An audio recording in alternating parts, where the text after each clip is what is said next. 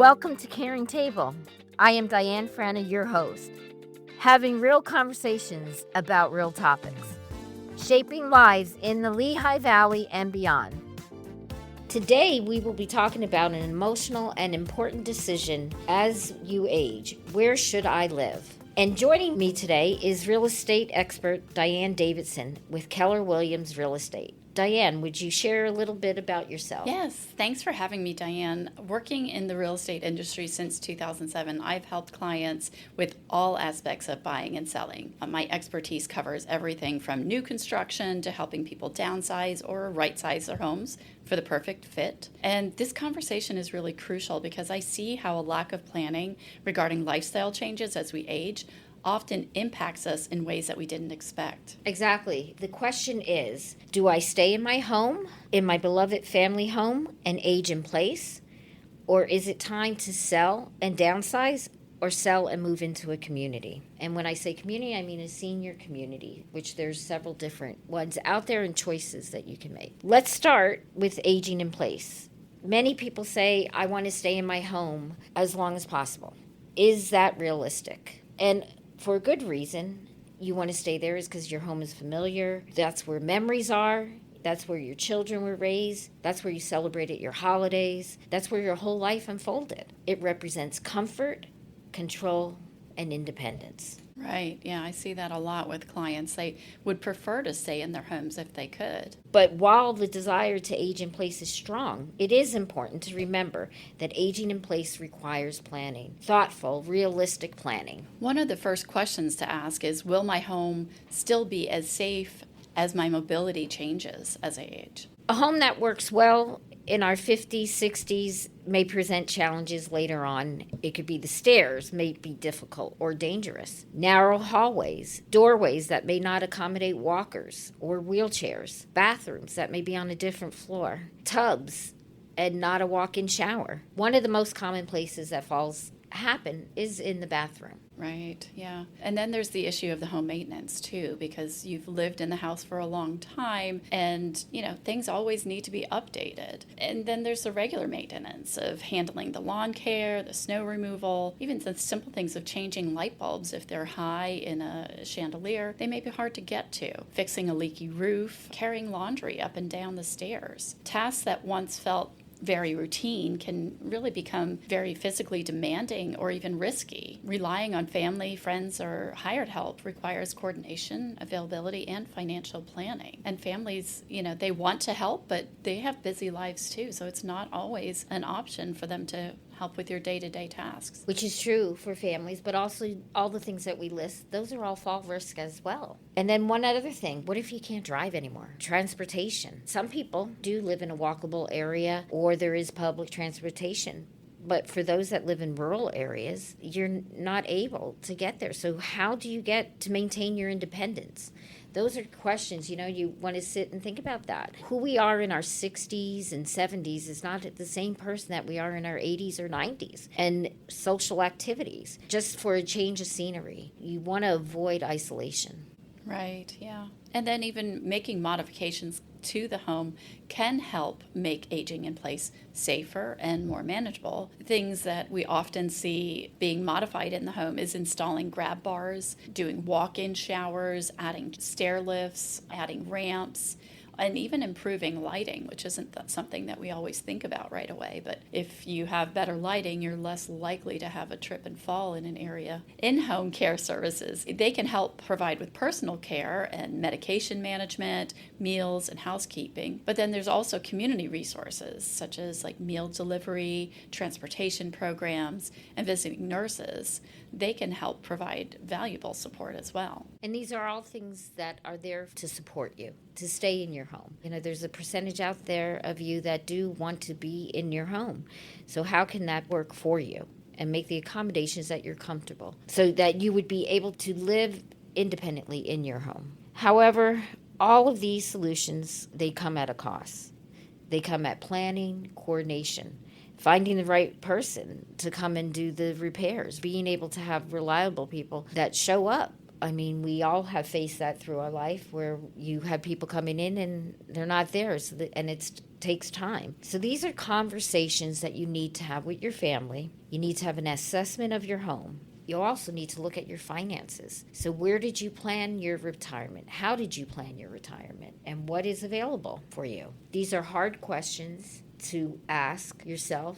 Sometimes they're hard questions to face. But as we age, these are important questions that we need to ask and face. And the goal isn't to discourage staying at home. It's really just to be realistic and not just hopeful, because, the unexpected happens and we need to be prepared. And you are comfortable and you feel safe in your home. But in order to do that, you need a plan and have a plan in place before a crisis occurs. Accidents always happen. You are not guaranteed tomorrow. So you never know what is going to happen. We don't have a crystal ball to say there will be no falls, there will be no accidents, or your health won't decline. But this will give options and control of peace of mind by sitting down, making a plan, looking at the financial reality of modifying your home. Do those accessibility renovations, and do they truly add resale value to your home? Those are all things to sit down with someone, with your family, and compare and talk about. Right, because while it's to your benefit to make the modifications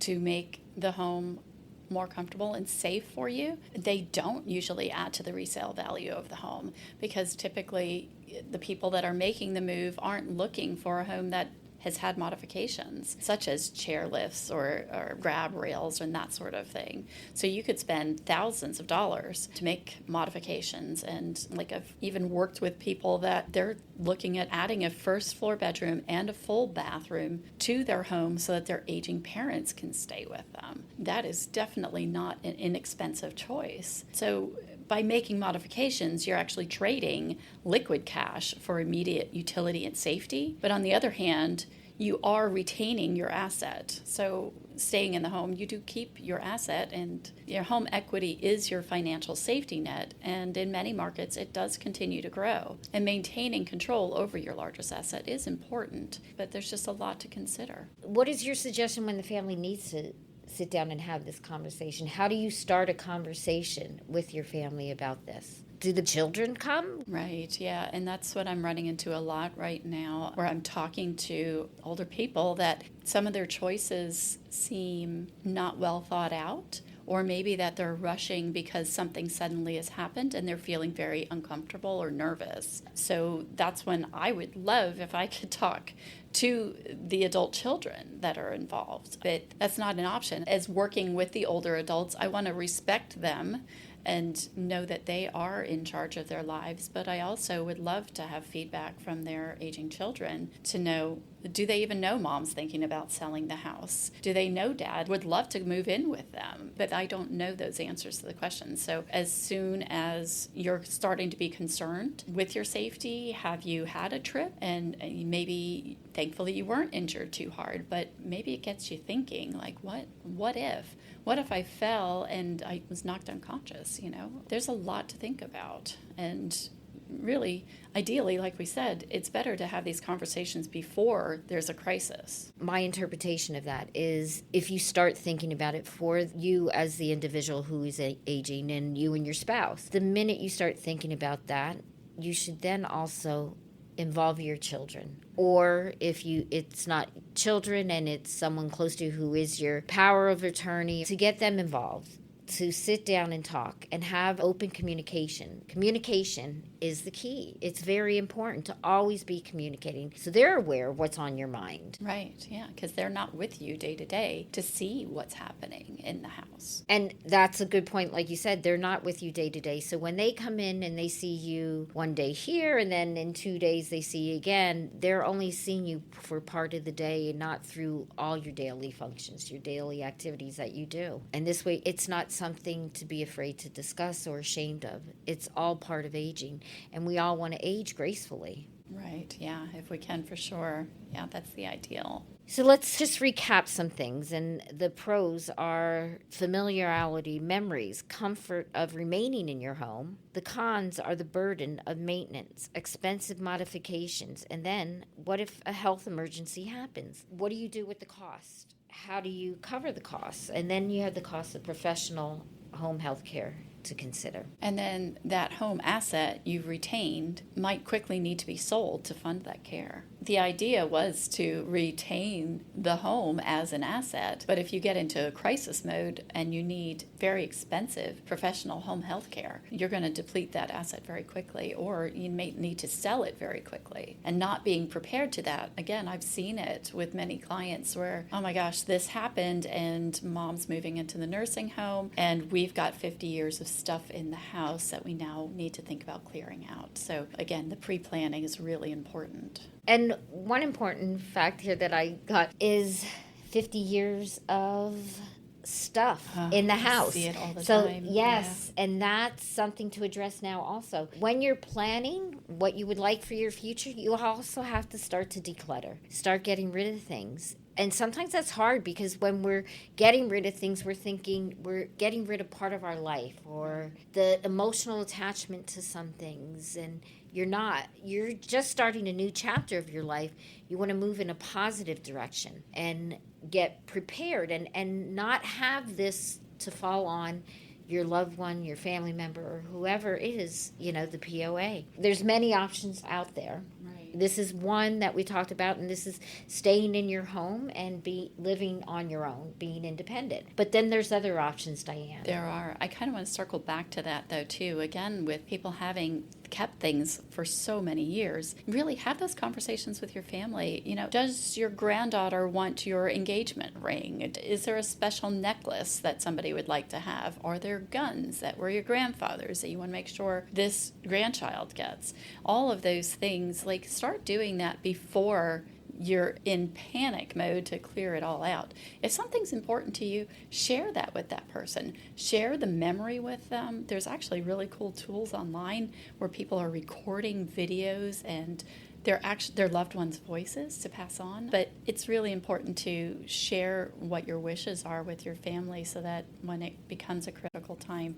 that you're not rushing through trying to make decisions on, decades of collection. Today's episode is brought to you by Lifestyles Over 50, Northeast Pennsylvania, a regional magazine connecting seniors and their families with senior housing, assisted living, wellness centers, local health care providers, healthy living activities, and community events. Learn more at l-advertising.com/lifestyles.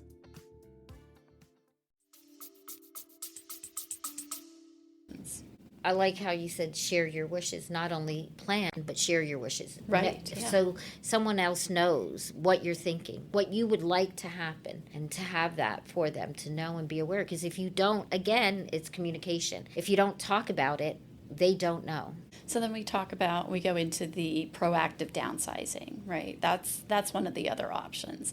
And that is you taking the time, going through things, figuring out what's most important to you, and then, you're selling the large home. So if you're in a 2,800 square foot house and it's just the two of you, or even just one of you, you probably don't need that much space anymore. And that's a great time to start thinking about the furniture and maybe downsizing to like a condo or a small ranch style home. So then you sell that more expensive home, you're ridding yourself of the maintenance of it, and you're clearing out the clutter, as you mentioned as well. And then you have the reserves too, because a lot of times if you've been in that house 30, 40 years, you're going to have, the home is probably paid off. So all of the money that you have from the sale of the house easily pays for your much smaller home, as well as allows you to put money aside to invest for your care fund for the future. That's excellent advice. The cash reserve is exactly what pays for the early years of home health or respite care, which respite care is you're, the person who checks in on you and helps you through your daily activities is not available, so someone else is around to be there to help and come in and make sure all your needs are being fulfilled. Another option I'd like to talk about is the multi-generational living, where I'm seeing that more frequently, where the aging parents are maybe moving in with their middle-aged children and their grandchildren, or the children are moving into mom's house or dad's house. But it helps them save financially for their future care, as well as helping with the daily tasks. Alternatively, I've also seen clients sell both of their residences. So both the parent who's aging and the children who have maybe raised their kids already, they're off to college. They sell both of their homes and buy one larger home so that they're day to day, so that they can help the aging parent. It helps financially for everybody, and that takes a lot of planning to do that, but I've definitely helped people do both of those options. I mean, then there's some pros and cons again to living together, but I know a lot of times that's it's a great idea because they do the in-law quarters, and if you can, keep it separate, and it is about respecting each other's boundaries and working through that. That is Sure. one, hurdle to address and to be aware of as well. Yeah, I mean, because you probably haven't lived with your parents for 30, 40 years, so that is something interesting. And then having your own children, if they're in the house as well, like one of my clients, it was 3 generations living in the house. But they made it work. But what other options do you know of, Diane? Like if there isn't a family member around, maybe they didn't have children, maybe they don't have anyone to go live with. What are some other choices that they might look at? So the choices that are out there then is your senior communities. You have different levels of senior communities. You have independent living, assisted living / personal care, memory care, and then skilled nursing. There are communities out there that do have the different levels of care on one campus, which is nice because you're not then moving from one location to another if your health is to decline. You want to know what is your personality and what decision fits you best. It's about knowing where you're going to be, where you want to be, and where you will be happy. And again, it goes back to communication. You need to sit down with your family member or loved one or whomever may be the power of attorney and discuss the options out there, and look into reaching out and finding out the value of where you are now in the home that you're in. Yeah, and this is interesting. I'm going to share this part too. We talked about it in preparation for this podcast. I counted how many times my grandparents moved. Like they had been in their home for 40, 50 years,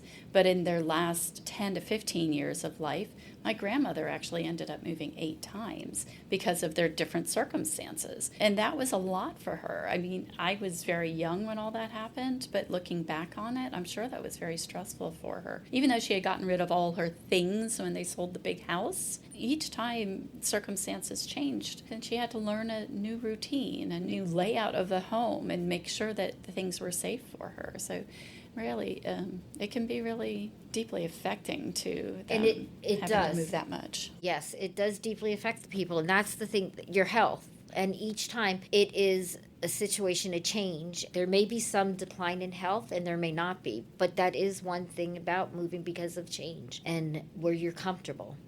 And then you got to get reacquainted with everything. So that's a lot of different options to consider. And that's why selling the home rather than modifying it to age in place or downsizing to a less expensive home are some great options, since the savings helps to fund the care that you need in the future. Instead of, like I said, making expensive modifications, just go ahead and downsize and make it something that's easier, maybe a first floor condo or a condo building that has an elevator, making things a little bit easier instead of having to go through that crisis mode. So there's a lot of options, a lot of decisions out there. It's important to reach out to someone in real estate. Diane would be more than happy, to give you some more advice. And you don't always know what's out there till we start asking questions. And there's not any harm in start asking questions and having the communication again. I cannot stress the importance of the communication and what will make you happy, because you don't want to be forced to do something you're not going to be happy with. You want to be happy. You deserve it. What is the key health factor that absolutely forces the conversation where the options start to disappear? It's always a fall or a sudden cognitive decline and a health crisis that proves the existing home is no longer safe. And when you move in a crisis, you lose all options and negotiating power. So you want to be in control. You want to be able to make a decision that's going to keep you happy. The market's always changing. We've got a very strong seller's market here in the Lehigh Valley, and we have for a very long time. There's a lot of people that say, well, every 7 years, that's a cycle. Well, no, yeah, it hasn't been here.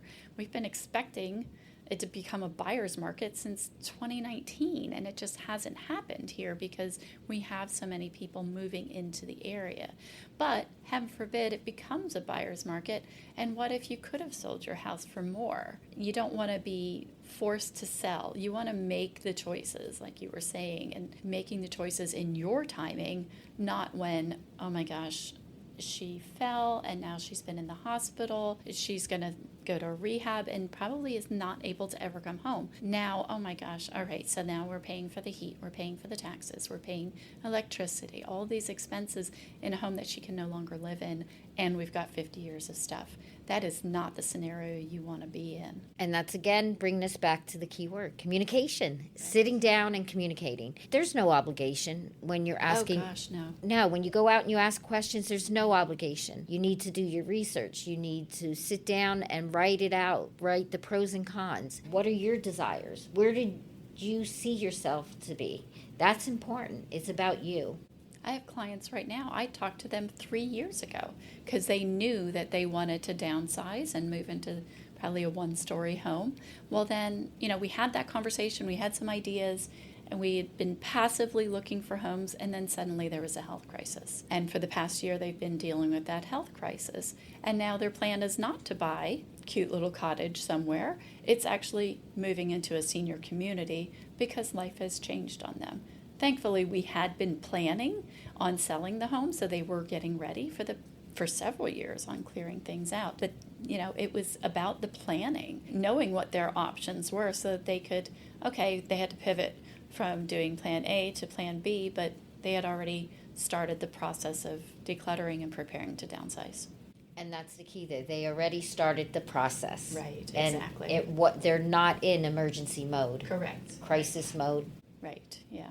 And that makes it so much easier for them. We all know when we're in emergency or crisis mode, we're not thinking straight. No, we're not making the best decisions. Right? No, we're making decisions on emotions then, not on reality. To summarize the health side, it's about planning for a better quality of life. That's just managing your decline. That, you want to look at it, you want to plan for it.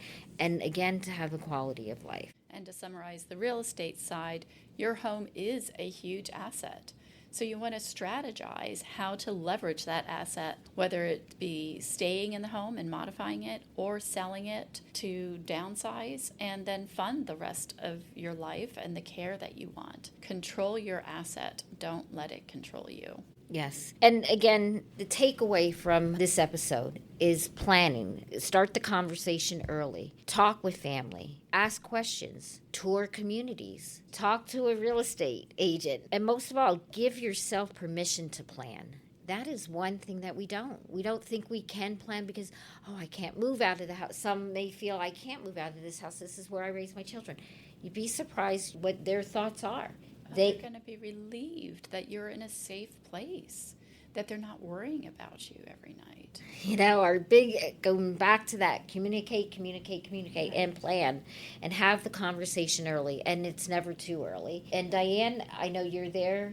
Would you like to share with our audience about you as well, with how you can advise them? So, again, there's zero obligation to work with me. I want to be there as a resource for anybody that I'm speaking with. As far as, planning, like I said, that was 3 years ago, and we're going on the market hopefully this weekend. But I'm happy to take the time to plan and say, this is what I think the house is worth right now. And, if you are still in really great shape and what can I do to improve the asset? I can give you some ideas on that. I can give you resources on contractors too. If you want to age in place and stay and modify some things, I'm happy to help you with that as well. It's not all about just making a sale. It's about caring for my clients, advising them, and listening to what their needs are. That's really important to me. Oftentimes I'll look at them as, as if they were my own parents or grandparents. And, I want to make sure that they're making the best decisions. So if your parents are talking to a realtor, talk to me too. Don't be afraid to, as the children, talk to me too, unless mom and dad are going to get mad at you. But let's have open communication everywhere. Make sure everybody's on the same page. I want to thank you for taking your time and being on our podcast, sharing your information. How can they get in contact you? Well, thank you so much for having me and asking me to be here today. I do love serving all different segments of the community, and especially the seniors. So some of my designations are military relocation professional. I did that because my husband is a veteran, as well as 2 of my sons have served in the military, and a great nephew just came home from a deployment. So military relocation professional is dear to my heart. I'm also a probate specialist. So if you're in the situation where things weren't planned very well and you just need to help with the sale of a home after, I'm certified for that as well. I help first-time home buyers and everybody in between. So I just want to be a resource. Like I said, contractors, title questions. I have amazing title connections, mortgage lenders, everything. If you've got a question real estate related, I will find you the answer. The best way to reach me is either via my cell phone, that is 484-619-2340, or my email address is dmdavidson@kw.com, and you can text me at that number, and also the rest of my contact details will be in the description of the podcast. Well, thank you. Thanks. If anyone listening has any questions or input, please reach out to us. Listen to our podcast, Caring Table, on YouTube and all other major podcast platforms. Thank you for listening. Talk to you next time.